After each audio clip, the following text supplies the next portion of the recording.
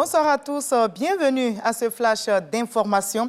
On vient de l'apprendre, l'ancien Premier ministre Patrick Jérôme Hachi a été nommé ministre d'État, conseiller spécial à la présidence de la République et son décret de nomination a été pris par le président de la République, Alassane Ouattara. Également dans l'actualité au Ghana, le président élu John Dramani Mahama a prêté serment ce mardi. Candidat de l'opposition, il avait été élu le 8 décembre dernier à la présidence du Ghana. Plusieurs chefs d'État et de personnalités, dont le vice-président ivoirien Temoko Melet Kone, ont pris part à la cérémonie. Parmi les grandes questions que traitera John Dramani Mahama figure la crise économique que traverse le pays. Le président élu en avait fait l'un des thèmes centraux de sa campagne, promettant à l'époque de prendre des mesures pour permettre au Ghana de redevenir la deuxième économie de la région. Dans l'actualité nationale, le navire Zimirinda a pu accoster aujourd'hui au port autonome d'Abidjan. Il transporte près de 20 000 tonnes de nitrate d'ammonium. Par mesure de précaution, les autorités ivoiriennes, vous vous souvenez, avaient demandé que le navire reste hors de leurs eaux, le temps de procéder à des vérifications. Eh bien, ces choses au fait ce matin, l'autorisation d'accoster a été accordée. Le directeur général du port d'Abidjan rassure, le bateau ne présente pas d'avarie, nous rapporte Léon Bro. Ce bateau vient d'Europe pour l'Angola et la Tanzanie avec escale ici au port autonome d'Abidjan. À bord de Zimrinda, 20 000 tonnes de nitrate d'ammonium, un produit sensible mais autorisé et utilisé régulièrement dans l'industrie minière, entre autres. Ce ne sont pas des déchets toxiques, assurent les autorités portuaires. Comme tout navire entrant dans le port, ce navire a fait l'objet d'un contrôle par la DEGAMP, qui est la Direction des Affaires Maritimes et Portuaires, qui prend en même temps le temps de vérifier si ce navire est inscrit quelque part sur une liste noire. Donc si le Zimrinda est dans le port, c'est que le Zimrinda n'est pas sur une liste noire.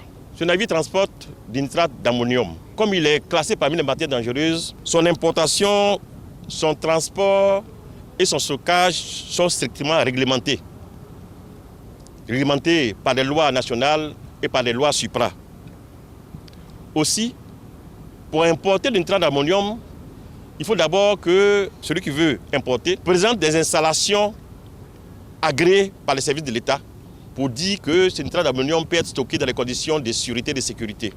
Malgré le fait qu'il y ait des installations agréées, chaque importation est soumise à autorisation préalable. La cargaison que vous avez derrière vous a fait l'objet de 2 autorisations différentes. 20 000 tonnes de nitrate d'ammonium en 2023 et 46 000 l'an dernier. Le port autonome d'Abidjan totalise plus de 10 années de gestion de ce type de marchandises. Les 7 654 tonnes destinées en Côte d'Ivoire à un opérateur minier seront donc traitées avec expérience, toujours selon le port autonome d'Abidjan. Ce navire qui est là, il va bénéficier d'une veille sécuritaire 24 heures sur 24 de son arrivée à son départ. Quand ça doit sortir, vous avez un camion, plateau qui est déjà garé. On sort les sacs que vous avez vus, on met directement sur le camion. Lequel camion est escorté par la douane et le ministère de la Défense jusqu'au lieu de stockage. Ça on appelle la sortie sous palan des matières dangereuses. Des dispositions de sécurité et de sûreté davantage rigoureuses et robustes suite à la réunion technique du 5 janvier sur la gestion de Zimrinda et sa cargaison.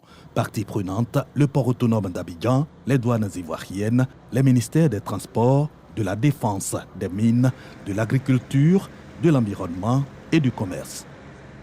Ailleurs dans le monde, l'ONU tire la sonnette d'alarme au Soudan en proie à une guerre dévastatrice depuis près de 20 mois. Plus de 30 millions de personnes, dont plus de la moitié sont des enfants, ont besoin d'aide.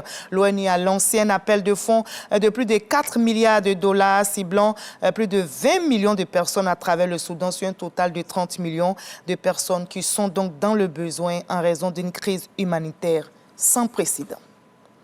Et on l'a appris aussi, le fondateur du Front National, Jean-Marie Le Pen, est décédé en région parisienne dans un établissement où il avait été admis il y a plusieurs semaines. Et un communiqué de sa famille a indiqué qu'il était entouré des siens au moment de son décès. Jean-Marie Le Pen avait cédé la présidence du FN en 2011 à sa fille Marine et avait été exclu du parti en août 2015, officiellement à cause de ses prises de position sur le régime de Vichy et sur la Shoah. Il en était resté président d'honneur jusqu'en mars 2018. Notez qu'en 2002, crédité de 17% de voix à la présidentielle, il est donc arrivé au deuxième tour affrontant Jacques Chirac. Et moi, je vous retrouve à 20h pour la grande édition. Mais comme vous en avez maintenant l'habitude, je vous propose de suivre l'info régionale pour voir toutes les nouvelles de nos très, très belles régions ivoiriennes. À tout à l'heure à 20h.